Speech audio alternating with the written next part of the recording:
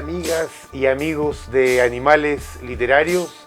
Estamos hoy en Talca junto a la narradora Susana Buroto. ¿Cómo estás, Susana? Muy bien, Hugo. Contenta de estar acá contigo, hablando de literatura. Qué bueno, muchas gracias por aceptar la invitación y por recibirnos también acá en tu casa, ¿cierto? En un sector, digamos, antiguo de la ciudad, ¿cierto? Claro, en un día lluvioso. En un día lluvioso, Sí. ¿cierto? Como corresponde.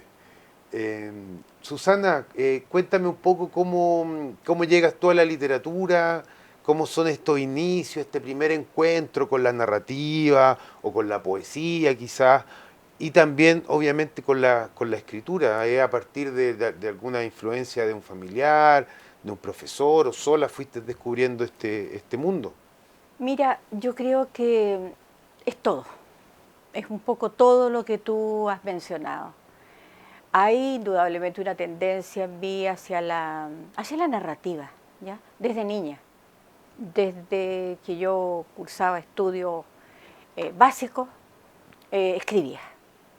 Y luego mucha lectura, una lectura no obligatoria, sino que una lectura en que mis papás me dejaban, siendo muy estrictos ellos, mi papá sobre todo, tenían un nivel de estrictez terrible, pero sí fíjate que jamás me vigilaron en lo que yo leía.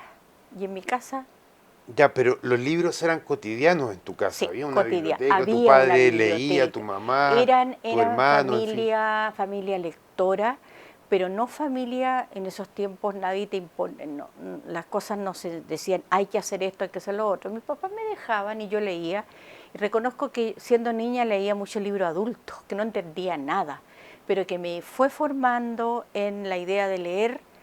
Y bueno, la prueba está que elegí literatura. Yo elegí, cuando tuve que iniciar estudios universitarios, quedé en Derecho, en la Universidad de Chile. Lo rechacé, ¿Sí? quedé en una lista de espera, O sea, que tus imagínate, padres hubiesen pero, estado felices pero que... claro, pero es que mira, estaba en Concepción. Yo era muy apegada a mis padres, muy niña en realidad, muy niña, y lo que sucedió fue que la lista de espera en castellano, en Concepción, eran 20 personas. Y había ciento y tanto de la lista de Derecho en la Universidad de Chile. Entre los ciento y tanto estaba yo, aceptada en la Universidad de Chile en leyes. Y yo preferí esperar que corriera la lista de espera de la Universidad de Concepción por dos motivos.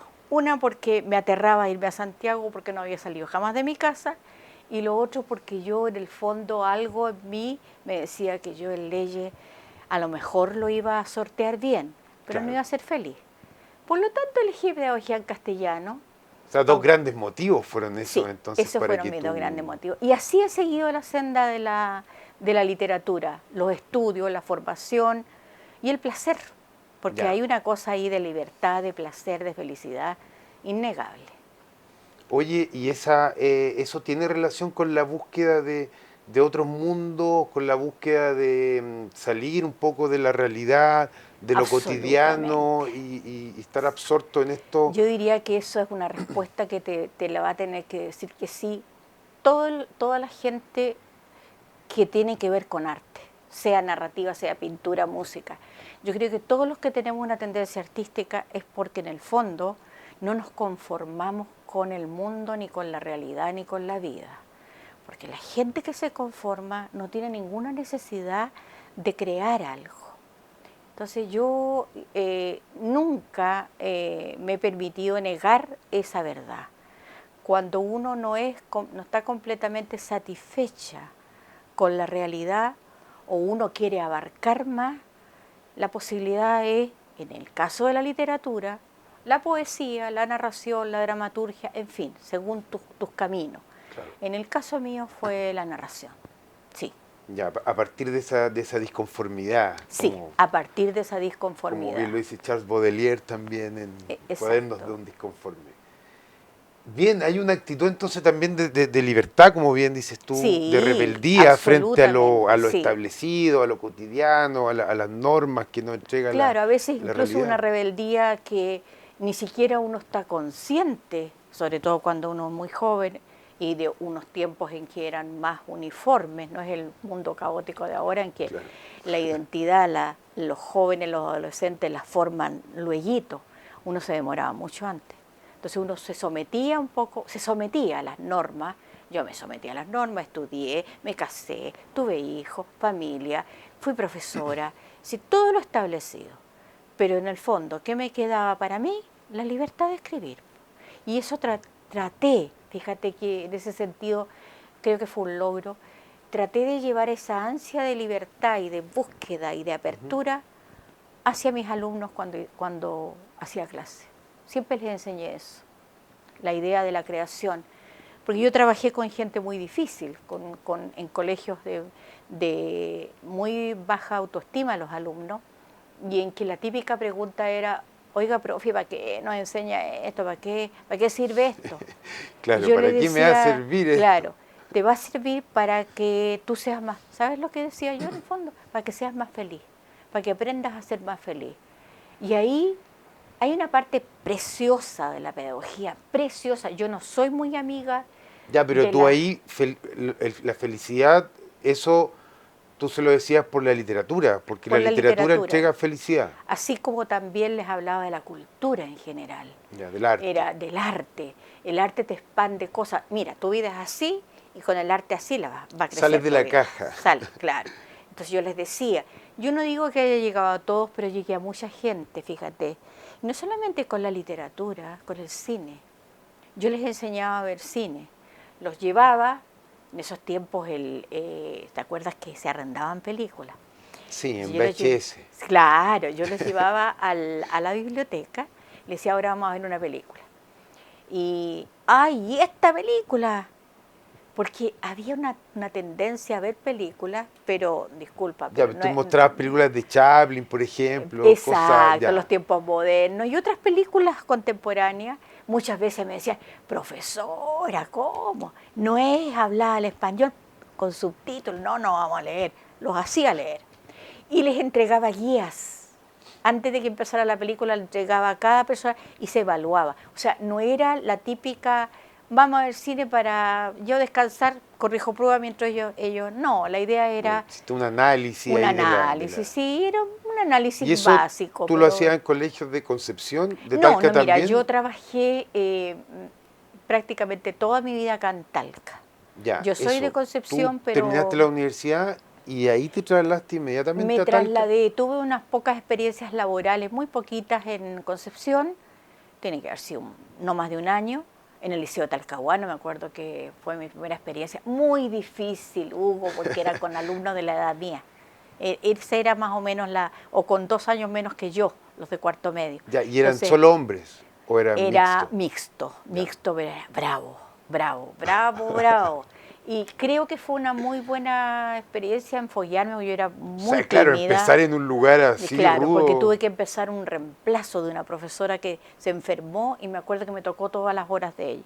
Y yo me tuve que enfrentar a esta verdadera jauría que había, porque aunque eran los tiempos de la dictadura, los chiquillos seguían siendo igual de rebeldes. O Y sea, es una fue, condición de los jóvenes, se yo creo supone que es una que... condición y creo que en Concepción incluso la gente tiene una mayor rebeldía.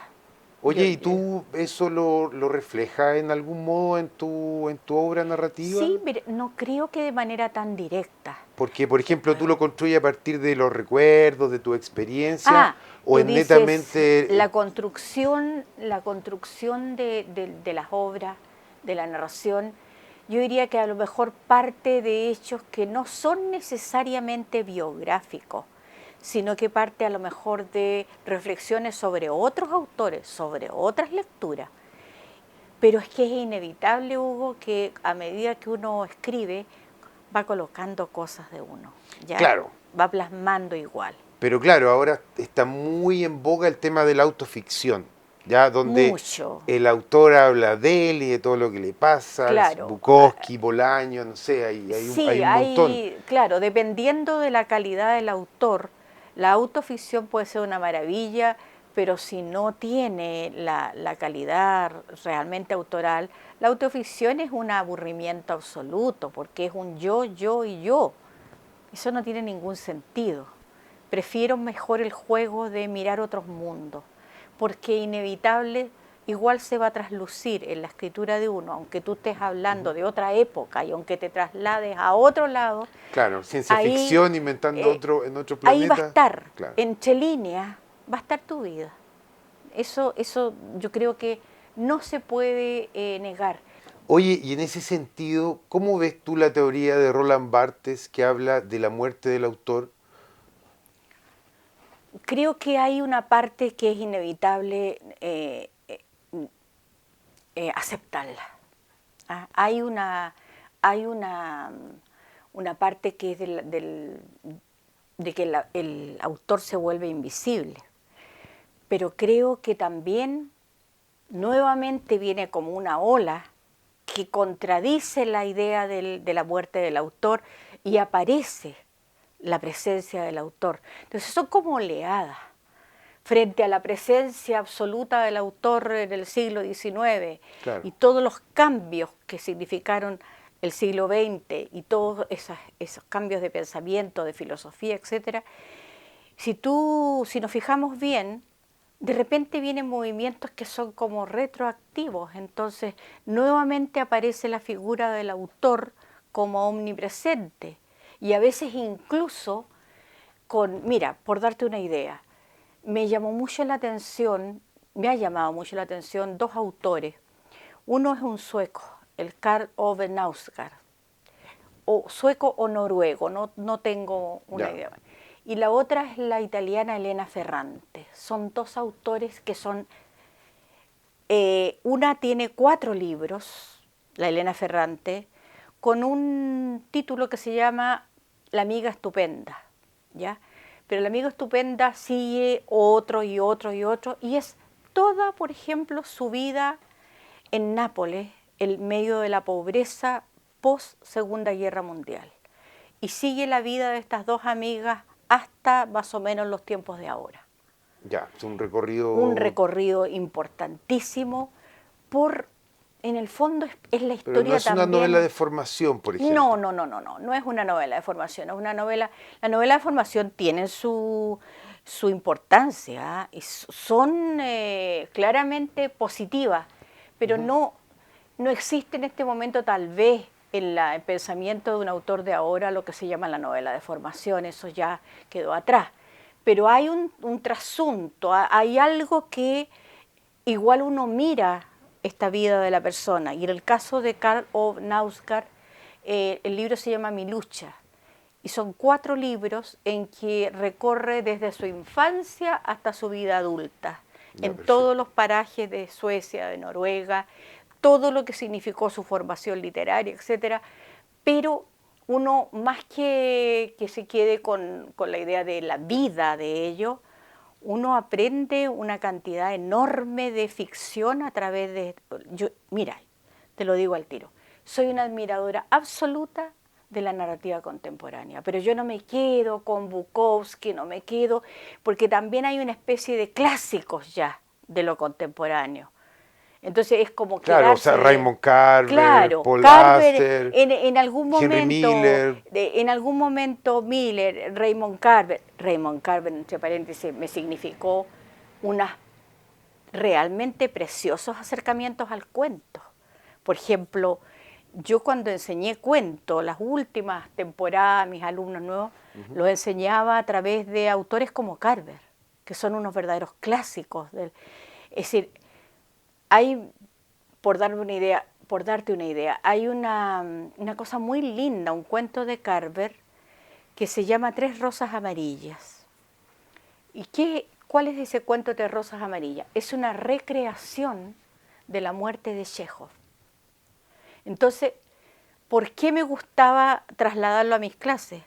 Porque les enseñaba el cuento con 2 grandes gigantes de la literatura, uno en la Rusia, ¿no es cierto?, de otro tiempo, y Carver acá. Claro. Entonces se mezclaban en esa historia. Carver se imaginaba cómo habría muerto Chekhov en un hotel, en un balneario de verano, en el que estaba pasando sus últimos días de su tuberculosis, y entonces inserta Carver magistralmente inserta cosas históricas, documentadas, esto pasó, y con otra letra pone la ficción.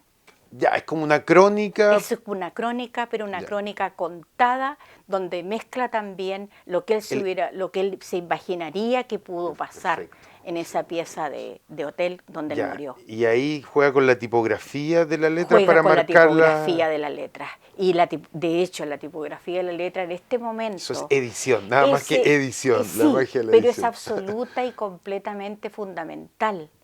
Porque tú con la tipografía tienes que ayudar al lector a que entienda que esto es una voz, que esta es otra voz, que se introdujo otro narrador, etcétera, y a veces faltan, ¿sabes, Hugo?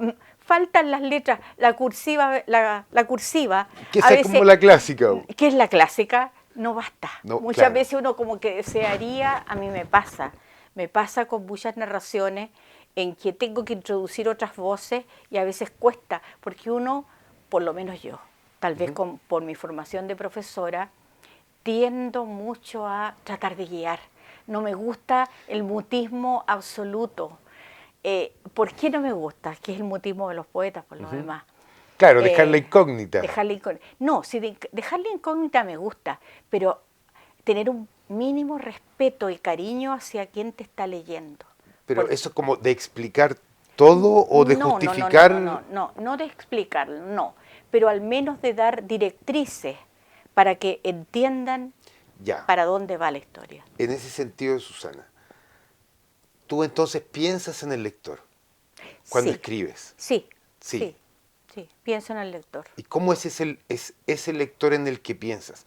¿Como si tú fueses tu lectora? ¿Como si fuese un joven? ¿Como si fuese un estudiante tuyo?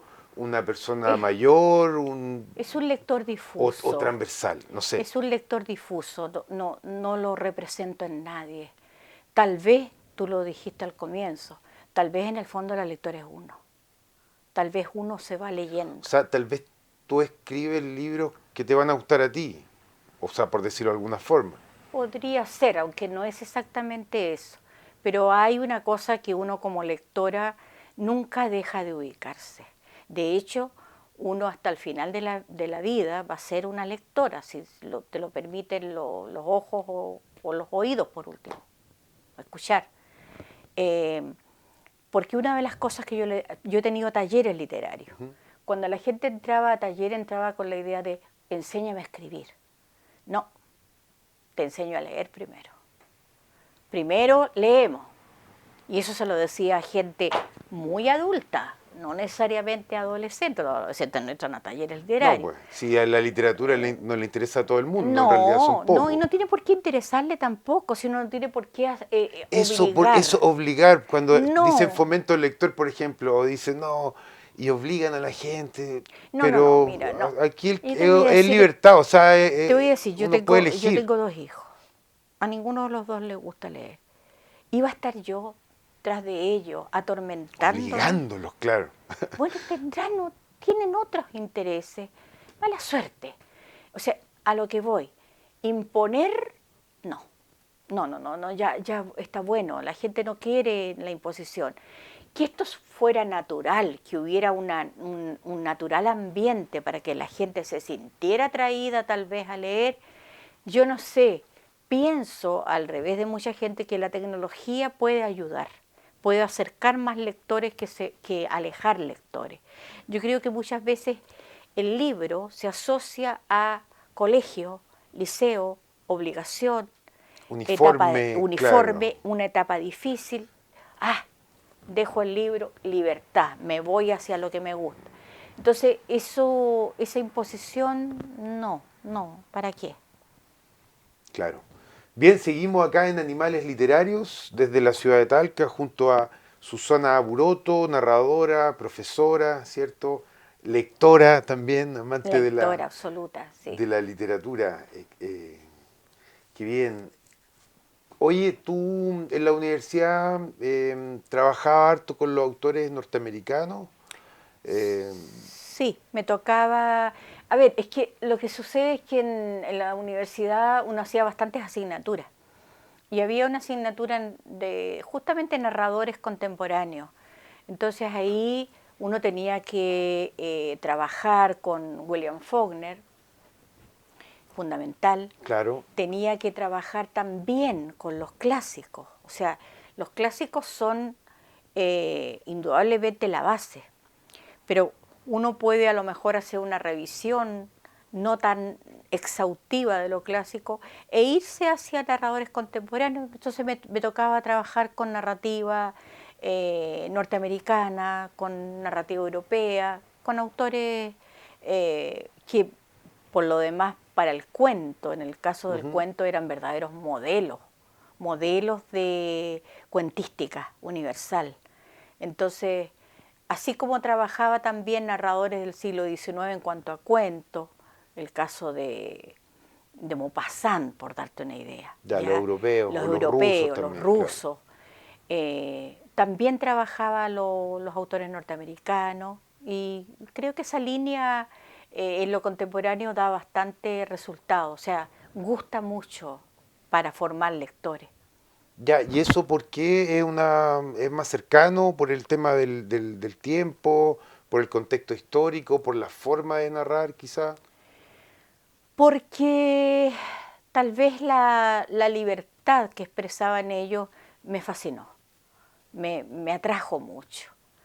Eh, no quiere decir que yo no haya visto la letra latinoamericana ni chilena. De hecho, me tocó trabajar con autores latinoamericanos y con autores chilenos, tanto tradicionales como contemporáneos, y la verdad uno rescata en todos los autores, en los grandes autores, de la latitud que sea, uno rescata realidades importantísimas que sirven para uno y para los demás. También me tocó trabajar narradores chilenos, no me tocó tanto lo contemporáneo, pero cuando tuve que hacerlo lo hice y de hecho destaco siempre a una gran narradora chilena que últimamente no la he visto mucho, que es Ana María del Río. Ana María del Río con Los 7 días de la señora K provocó un verdadero impacto en la literatura chilena. Te estoy hablando de cuánto tiempo atrás, los años 80, Claro. finales de los 80, por ahí, principios de los 90. Pero fue una narradora importante, que la han seguido, esas voces siguen replicándose en narradoras jóvenes de ahora, ¿ya? Y lo que pasa es que la idea mía siempre ha sido, tengo lo clásico, busco lo nuevo. Por ahí, no me acuerdo qué autor dijo, ¿y yo para qué voy a estar leyendo autores nuevos si ya todo lo clásico lo tengo? Lo que hago es relectura. Uy, discúlpame, yo no haría, yo relectura casi no hago nunca, salvo que tenga que ¿Tú no, trabajar en no un vuelves tema. entonces No, sobre no, no, obra? no, no, yo no vuelvo. No vuelvo sobre películas, no vuelvo sobre amores, no vuelvo, no vuelvo sobre Ya, lectura. mira, oye, Hacia adelante la qué cosa. sabio tu No, pensamiento, ¿no? Yo, no reviso mucho. Releo sí, cuando tengo que hacerlo, pero si tú me dices el placer de releer, no. Para mí es leer, descubrir, vamos a otra cosa. Vamos a otro autor, si podemos. Lo que sí, si me gusta un autor, busco otro libro del mismo ya, autor. como para completar todo lo que él ha Por escrito. ejemplo, por darte una idea, Philippe Claudel. Philippe Claudel, un autor francés contemporáneo, me gusta mucho. Leí de él lo que lo lanzó a la fama, que son Las almas grises, pero ahora estaba con otro libro de él, que es La investigación, un libro que te manda a un mundo de pesadilla, en contraposición a Las almas grises, que era un tono melancólico, gris, pero monocorde. Acá es un mundo raro, es como estar en el mundo de Kafka, en ese mundo de pesadilla de Kafka. Ya, Mira, Hugo, en el sí, expresionismo sí, kafkiano. exactamente. Eso es lo que es la Oye, investigación de y Philippe de los Claudel. autores chilenos actuales, más o menos, ¿qué te parece, por ejemplo, no sé, Alejandro Zambra, Es que Alejandro Zambra ya o a esta autores altura, así? sí, a ¿Te esta parece que altura, escriben novelas, que son fragmentos de diarios de vida, o en mm, fin, de lo que mira, hace? Alejandro Zambra es bien interesante, pero a esta altura ya casi se está transformando en un clásico, porque ya lleva bastante tiempo. En su momento fue un descubrimiento como también lo fue Fouillet, pero la verdad, si tú me dices como grande novelista, mira, creo que la letra de la mujer en este momento está imperando más en la literatura chilena. Creo que hay una gran fuerza narrativa femenina, ¿ya? Y por ahí va la cosa. Por ahí va la cosa. Ahora, si tú me Excelente. hablas de narrativa chilena, para mí hay una potente escritora chilena antigua. Y que yo me saco el sombrero porque para mí es una escritora fenomenal, que es Marta Brunet. A mí me tocó, menos mal, hacer clase de literatura chilena. Sí, a uno le tocaba de todo en la universidad. Haga esto y lo otro y lo otro y había que armarlo, había que armarlo. Y ahí la descubrí porque yo la había tenido en mi formación universitaria, pero tú sabes que la formación universitaria es bien bastante básica. Claro, que después uno tiene que después estar uno ahí. tiene que armar todo lo que le enseñaron. Creo que Marta Brunet es de una potencia narrativa que fue como la semillita para las escritoras que vinieron después. En Marta Brunet tú encuentras una potente línea feminista, pero de raíz campesina, porque los cuentos de Marta Brunet, y novela también, pero más cuentos, te retrotraen a todo lo que era la vida de la mujer en el campo y todo el sistema de sumisión y de esclavitud de la mujer en el aspecto laboral, en el aspecto doméstico, en el aspecto sexual, maternal, que es una herida abierta, los cuentos de la Brunet. Eso se lo inculqué yo mucho a mis alumnos y de hecho creo que la están revalorando. Hay muchos estudios sobre Marta Brunet porque fue una figura que yo creo que tal vez en su mismo tiempo, tal vez, no lo sé, tampoco puedo asegurarlo, Claro. pero tengo la percepción de que luego de un tiempo se volvió a vigorizar la imagen de la Brunet. Para mí una narradora fundamental en las letras chilenas. Ya, esa es una de las fundamentales. Sí, la fuerza, el dolor, el colorido, la sensualidad. Oye, ¿y qué te parece una autora nacida en Talca, que es Marta Jara Janke, ya que también escribió relatos? Que no, la conozco, pero tengo que decirte que no la he leído. También Realmente, estoy pensando en eso, en cómo se va revalorando, porque a lo ya mejor es una se está, línea que se está redescubriendo y me alegro mucho que que se sea esté así, visibilizando mucho más a la mujer. que se esté visibilizando, porque, a ver, en lo de la cosa feminista hay que también ser muy cauto, porque hay una tendencia, voy a decir algo que a lo mejor políticamente es incorrecto. El feminismo, así como las minorías sexuales, yo las respeto y las apoyo y absolutamente, abiertamente y absolutamente. Pero creo que valorar solo porque se tiene una opción sexual distinta o porque ella es feminista Claro, creo que es una ridiculez. A lo que voy, puede haber feministas bien estúpidas y claro. puede haber lesbianas y gays absolutamente mediocres. Pero esa especie como de, es gay, es lesbiana, es feminista, como una especie de bandera de lucha, por lo tanto, no. Claro, hay que separar lo que es panfletario de lo que realmente es Claro, o literatura, sea, por no porque ejemplo. Sí. necesariamente porque sean así, su literatura va a ser buena, hay que probarla. La persona puede ser una dueña de casa, modesta y gris, y escribir maravillosamente. Pero como no se visibiliza, hay una tendencia ahora, una tendencia tipo red social, por Claro, darte hay una idea. tendencias que marcan las editoriales o que marcan la Sí, universidad, Diego Portales. también hay una cosa Claro, de redes, también una cosa, como dices tú, lo que marca la línea editorial, etcétera. Entonces, si antes se escondían, ahora se ostentan. Y creo que esa ostentación no necesariamente está hablando de calidad. perfecto. Bien. Seguimos acá en Animales Literarios, hacemos una pausa y ahí regresamos junto a Susana Buroto.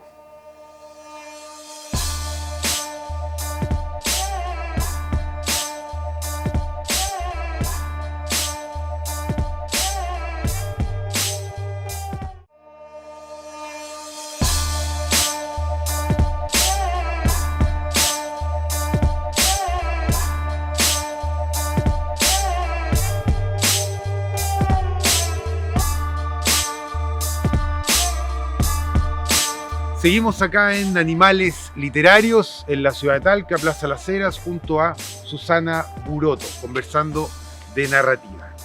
Susana, cuéntanos más o menos para ti, ¿qué tiene que tener una buena novela? Para que una novela sea atractiva para el lector, tiene que tener una buena visión de mundo, por ejemplo, tiene que tener buenos personajes, buena trama, un buen ritmo en el narrador.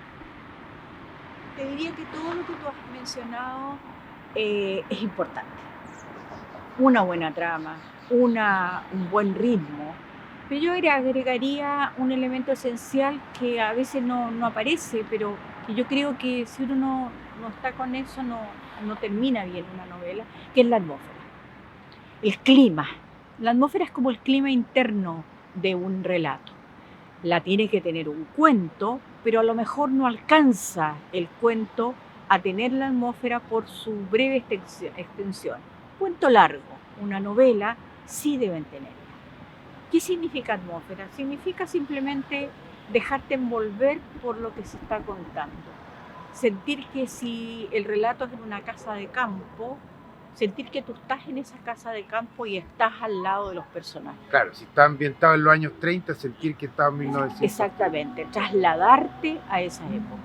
Eso no, es cierto que la técnica es importante, todo el material que tú tienes, todo lo que has recopilado, la información, las armas narrativas para ser usadas.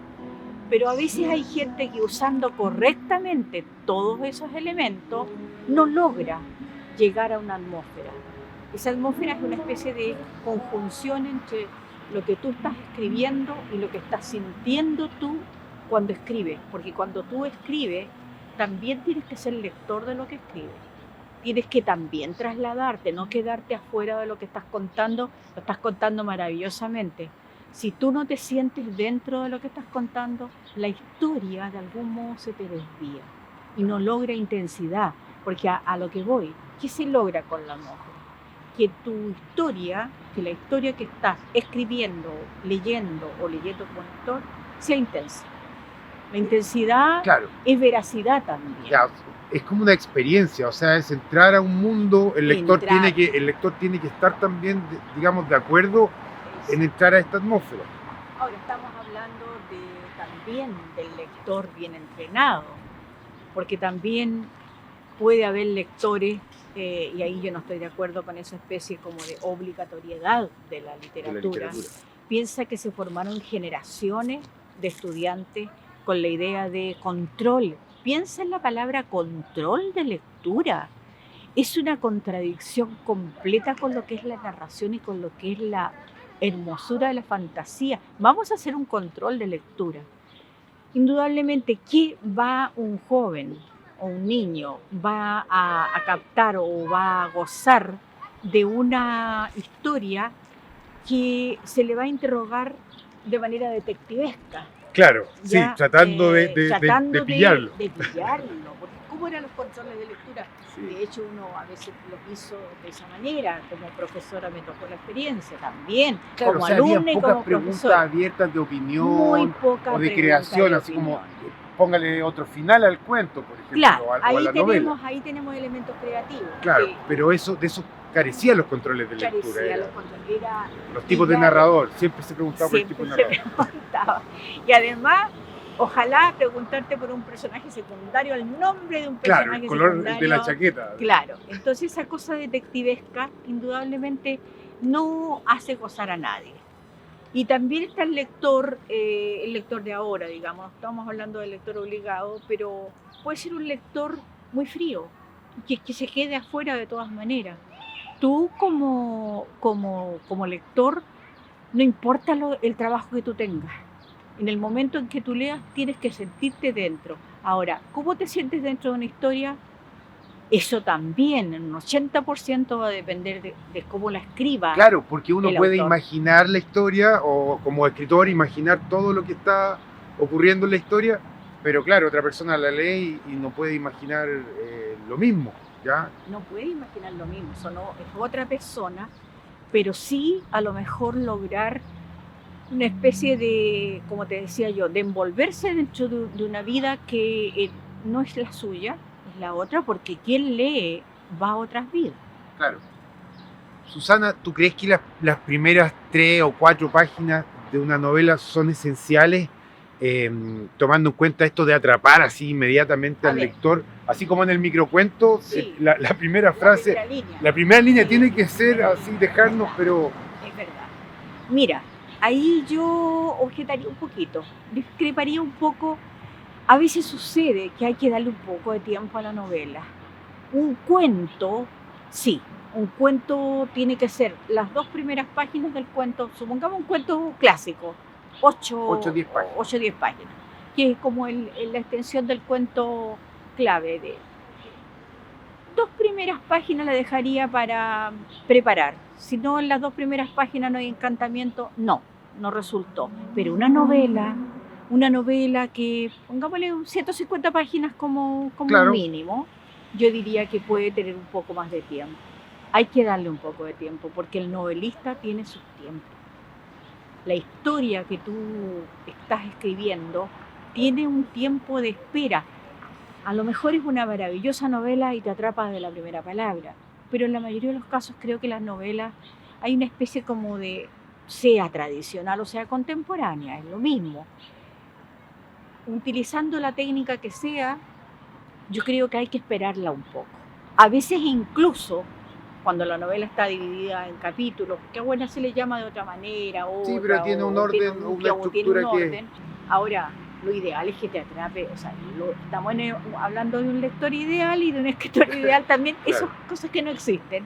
Lo ideal es que te atrape de inmediato. Fíjate que yo conversaba hoy día en la mañana con un abogado que estaba lleno de pegas, tenía una audiencia, pero se despertó temprano y yo le mencioné a una gran escritora canadiense, Alice Munro, una maravillosa escritora.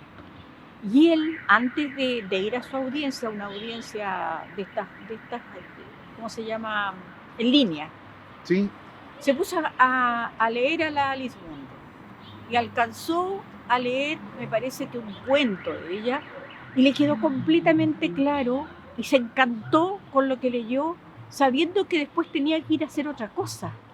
Entonces ahí tenemos un lector que no importa lo que haga ni los tiempos que tenga, si lee para convencerse de que quiere conocer, que quiere adentrarse en otro mundo. Claro. Esos son lectores ideales.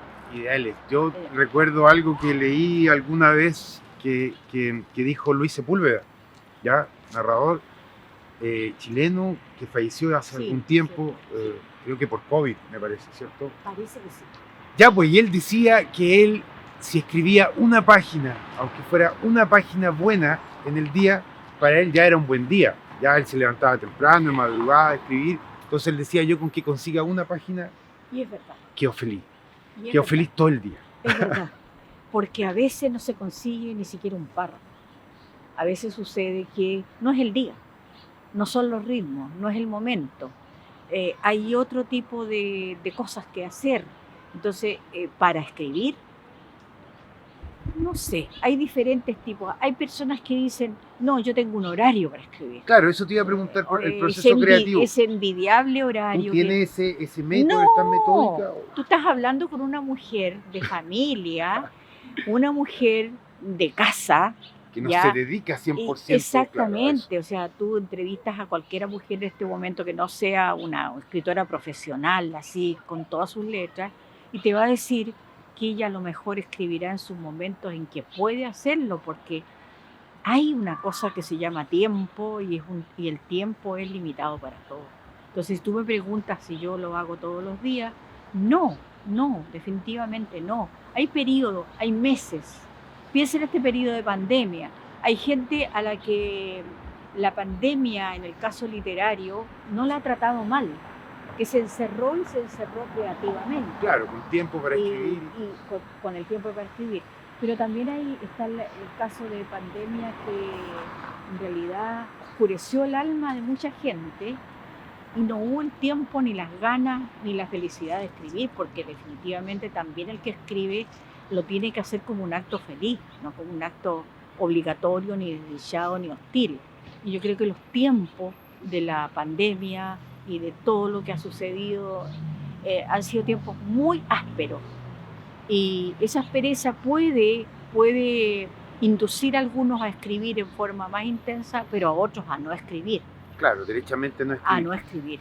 Susana, para ir cerrando y para pasar al tiempo de la lectura, cuéntame más o menos en qué estás trabajando, cuáles son tus nuevos proyectos, ¿cierto? Hablamos de las novelas, pero me habías contado que estabas escribiendo sobre algo bien particular. Sí, fíjate, un camino que es bien incierto, pero muy lindo.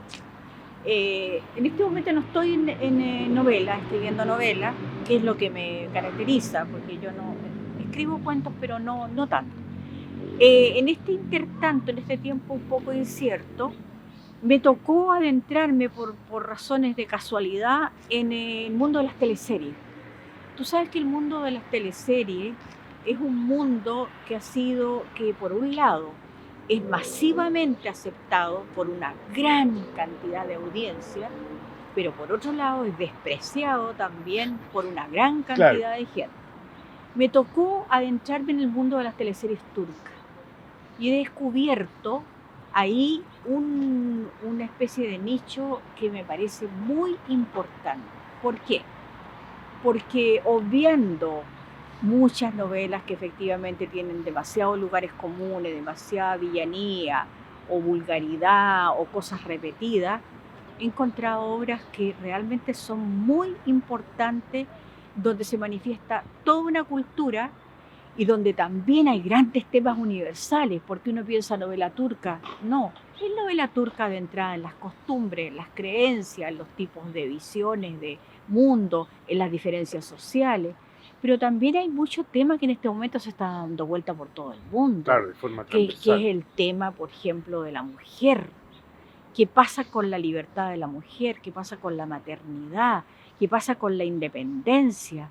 Con la mujer que sigue sometida a veces a ciertas normas y donde todo le indica que debe ser libre, pero se sujetan a ciertas normas. Está el problema, toda una clase de problemas sociales y está muy bellamente dirigida. Yo recomendaría muchas novelas turcas a mucha gente que trabaja o que está inserta en la parte audiovisual, porque hay cosas importantísimas en la manera de relatar, ¿ya?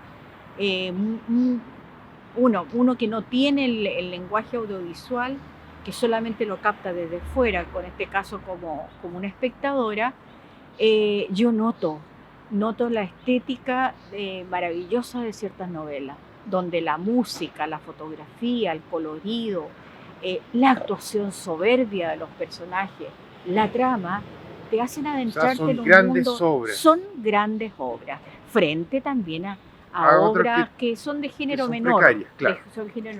Entonces, ¿qué es lo que hago yo? Y ahí va un poco la parte dificultosa, si se quiere, del cuento, que yo las comento novelas turcas, pero al comentarlas... Son reseñas, como si comentara una película, un libro. Son reseñas. No me leen las que leen las tele. Tenemos páginas y páginas de mujeres que ven esas teleseries en toda Latinoamérica, pero yo entrego trabajos a esas páginas. Pero yo dudo que me lean, porque ellas están imbuidas en lo que están viendo. No necesitan en realidad que alguien les explique, salvo alguna. Claro, o leer un análisis. Claro, es difícil alguien que lee o que está viendo por distraerse, que además se lea un análisis. Pero tampoco me lee la otra parte que no ve las teleseries, entonces estoy en un camino bien incierto, pero fíjate que no me importa. A la narrativa. Oye, ¿tú has escrito alguna vez por encargo o por dinero, que te digan, oye, puedes hacer una novela y... No. O que te... No, pero lo haría encantada. Sí, ¿no tienes problema con...? No. no, prejuicio en eso no, pero nunca me ha llegado. Ahora, tendría problemas, claro, porque, no sé, las novelas por encargo puede que sean demasiado dirigidas. Claro. Ahora, en una situación en que tú estás sin nada y necesitas eso, yo lo respeto absolutamente. Pero no creo que sea que el alma del escritor esté ahí. Puede estar su técnica, Claro. puede estar su estilo, puede estar una cosa de información, una cosa impecable en cuanto al trabajo. Tal vez en la novela por encargo, en forma velada, se puedan ver esas cosas, pero en la novela libre, digamos, en la que tú estás escribiendo porque la quieres, ahí va a estar todo lo tuyo. Está el alma del escritor. Exacto. Bien, Susana, muchas gracias. Pasamos entonces a la etapa de la lectura para que más o menos nos muestres de qué se tratan estas reseñas de las teleseries. Claro, mira, voy a leerte una parte de una novela, la última novela que publiqué el año 2017, que se llama Los Cercos Invisibles, y después voy a leer un fragmento, si te parece, de lo que estoy trabajando. Perfecto, impecable. Miren, este es mi libro, la última novela publicada el año 2017, Los Cercos Invisibles. Básicamente es la historia de muchos personajes, el tema familiar fundamental en este caso, una familia que se vuelve a reunir después en torno a la muerte de uno de ellos. Voy a leer entonces parte del comienzo de la novela y eso fue todo lo que hablaron. Salvador tenía que volver a la librería. A su regreso del trabajo ya había anochecido y comenzó el ritual de cerrar las ventanas. Al recoger la camisa del respaldo de una silla de la terraza, se percató de que el libro de Mauro estaba en el suelo y recién se dio cuenta de que su asiento estaba vacío. Estaba seguro de haberlo divisado cuando llegó, en la misma postura en que estaba al mediodía, somnoliento, desvalido, inmóvil. En ese momento pensó acercarse para reprocharle su actitud o quizá remecerlo un poco, pero se distrajo ordenando las cosas que había comprado. Ahora, desconcertado, comenzó a mirar en derredor. Luego escuchó gritos dispersos que parecían venir de abajo. Se asomó al borde de la terraza y solo vio un grupo de personas agitada, pequeña desde su perspectiva de un 9º piso. Salvador se había retrasado esa tarde, buscando una camisa de un color similar, sin encontrar el matiz exacto. Contrariado, había pasado a comprar algo para la cena. La botella de vino resbaló de sus manos, quebrándose y salpicando todo con su líquido rojo oscuro, cuando tuvo el horror de la certeza. Había empezado tan mal esa primavera. Este es el inicio de la historia de Salvador y Mauro, una pareja que se encuentra, se ama, y los conflictos que a partir de ello eso genera y que hacen que toda la familia muestre sus heridas internas y, como dice el título de la novela, esos tremendos muros, esos tremendos cercos que a veces nos separan de nuestros seres queridos. Ahora voy a pasar a leerles. Estoy trabajando en este momento en un proyecto que no tiene que ver necesariamente con la ficción, aunque a lo mejor algún día pueda tornarse en ficción. Es el mundo de las novelas turcas, que es de gran audiencia en Chile y en Latinoamérica. Yo lo que hago es verlas, comentarlas y tratar de difundir aquellas novelas que estéticamente me parecen muy buenas, donde hay muchísimo trabajo de de construcción de personajes, de buenas tramas, y que me parece también un mundo que puede ser factible de ser usado para acercarnos a lo mejor al cine, a otras narraciones, a la literatura, porque muchas veces lo que está dado fácilmente se es absorbido y puede ser el primer paso para llegar a otros lados. Entonces es una cultura que es importante también apreciarla, no considerarla como cosas menores, porque no puede ser algo tan menor, algo que tiene audiencias tan masivas. Entonces, por ejemplo, yo ahora comento una novela que en este momento se está dando, que es La chica en la ventana. Voy a dar alguna lectura.